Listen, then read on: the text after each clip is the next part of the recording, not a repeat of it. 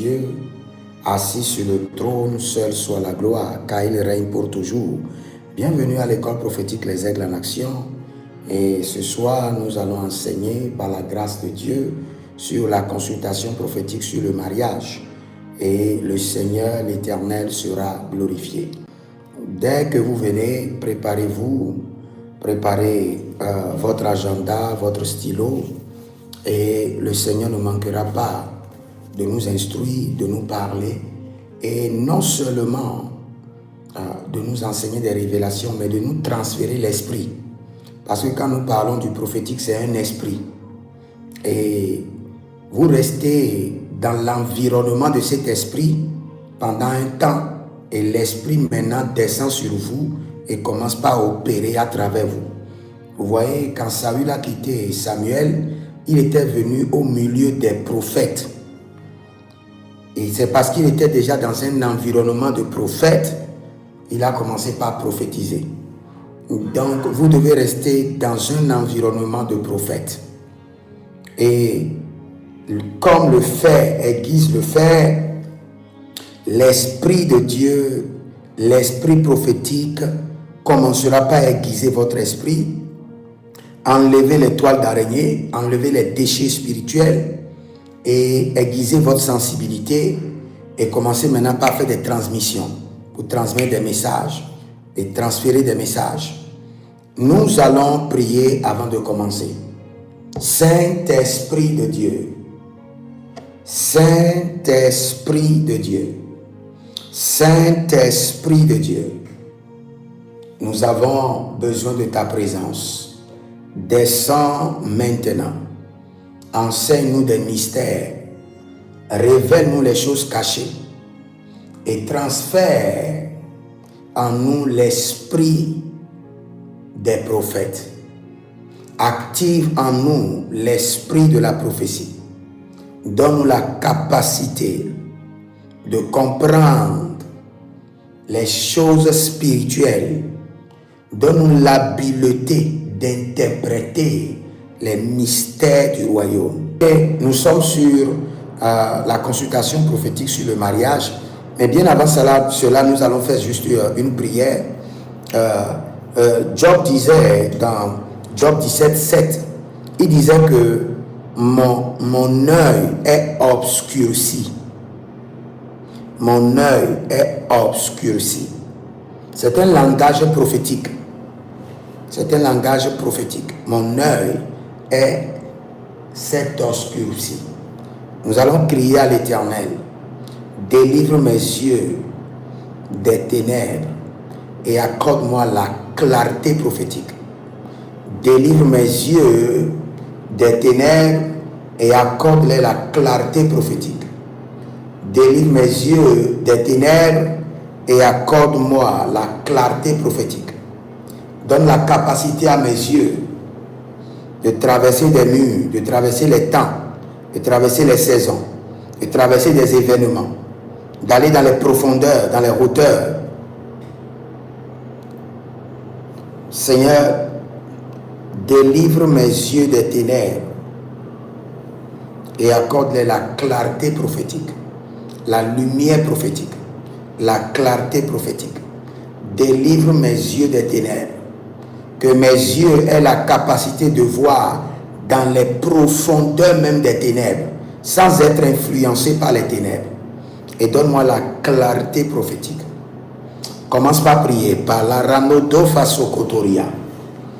Melilo yelezuzu jitegrema. Zezeze katabremus bridozo. Cabridozo. Zabriadavania, Zabriadavania, Zabriadavania. Éternel mon Dieu, délivre mes yeux des ténèbres. Délivre mes yeux des ténèbres. Délivre mes yeux des ténèbres. Délivre mes yeux des ténèbres. Et accorde-moi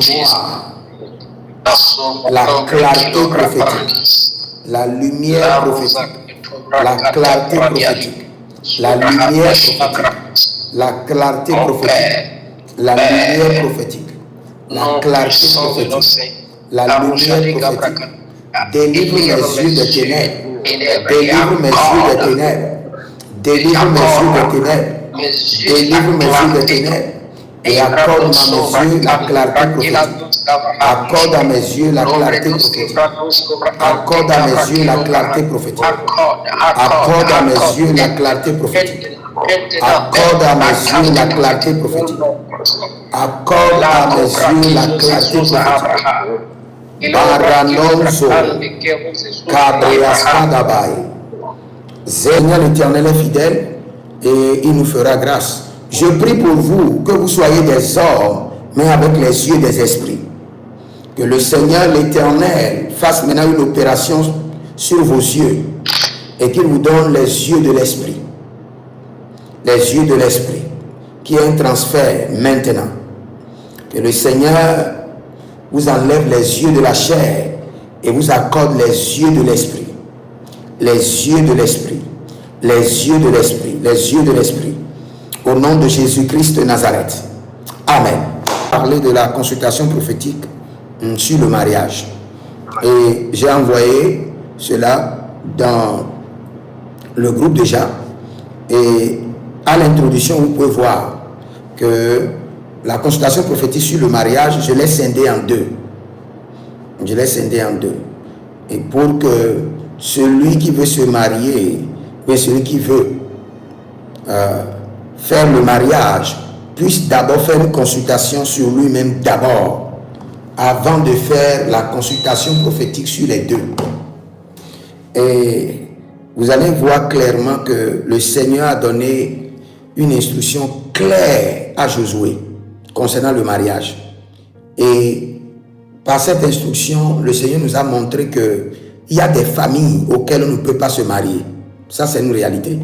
C'est vrai que le Seigneur délivre tout le monde. Mais je vous dis, il y a certaines familles, la malédiction est tellement intense que si vous vous liez avec eux, en même temps, vous prenez la malédiction. Et cette malédiction peut vous amener à vous battre toute votre vie dans ce foyer sans être heureux. De problème en problème, de complication en complication, de calamité en calamité, jusqu'à ce que le mariage soit brisé. C'est pour cela vous devez forcément prendre le temps et faire des consultations prophétiques avant de vous engager dans le mariage ou avant de permettre à vos enfants biologiques ou spirituels de vous engager. Quand vous ne savez pas quand vous mariez, il y a plusieurs personnes qui ne savent pas. Quand vous avez connu trop de déceptions, quand vous ne connaissez jamais le vrai amour, quand vos relations ne durent jamais assez longtemps, quand vous vous sentez poursuivi par une malédiction sentimentale, quand les prétendants disparaissent sans raison, beaucoup de filles sont dans cette situation. Quand vous sentez une confusion persistante dans vos choix amoureux. Maintenant, ici j'ai mis consultation prophétique sur les vérifications spirituelles avant de trouver son âme sœur. Une vérification spirituelle. Maintenant, je vais vous expliquer quelque chose d'abord avant de venir.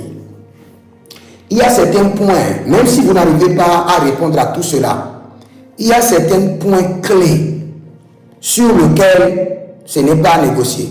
Même si les deux personnes s'aiment de tout leur cœur, et si vous vérifiez que